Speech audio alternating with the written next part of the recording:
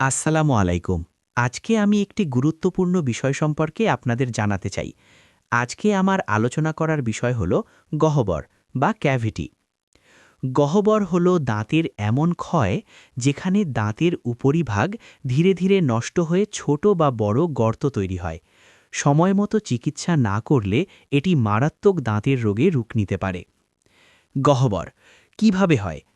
মুখের ব্যাকটেরিয়া চিনি ও কার্বোহাইড্রেট ভেঙে অ্যাসিড তৈরি করে। এই অ্যাসিড দাঁতের এনামেল ক্ষয় করে।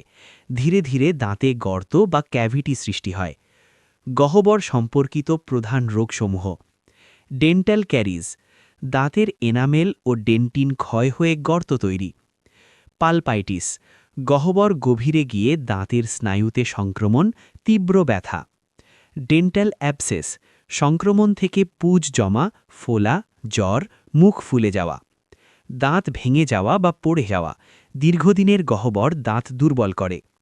লক্ষণসমূহ: দাঁতে ব্যথা বা শিরশির করা, ঠান্ডা গরমে সংবেদনশীলতা, দাঁতে কালো বা বাদামি দাগ, মুখে দুর্গন্ধ, খাবার আটকে থাকা। গহ্বরের কারণ: নিয়মিত দাঁত না মাজা, অতিরিক্ত মিষ্টি ও সফট ড্রিঙ্কস, মুখ শুকনো থাকা, ধূমপান বা তামাক, ক্যালসিয়ামের অভাব। প্রতিরোধের উপায়: দিনে 2 বার ফ্লুরাইড টুথপেস্টে দাঁত মাজা, মিষ্টি ও চিনি কম খাওয়া, নিয়মিত কুলি বা ফ্লস ব্যবহার, 6 মাস পরপর ডেন্টিস্ট দেখানো, পর্যাপ্ত পানি পান। কখন ডেন্টিস্টের কাছে যাবেন? ব্যথা শুরু হলে, দাঁতে গর্ত বা কালো দাগ দেখলে, মুখ বা মাড়ি ফুলে গেলে। আমার আজকের ভিডিওটি সবার ভালো লেগেছে আশা করি। লাইক করে কমেন্ট করে অবশ্যই জানাবেন কেমন লাগলো। ভালো লেগে থাকলে এমন আরও সুন্দর সুন্দর ভিডিও পেতে আমার চ্যানেলটি সাবস্ক্রাইব করবেন এবং ভিডিওটি শেয়ার করে অন্যদেরও দেখার সুযোগ করে দেবেন।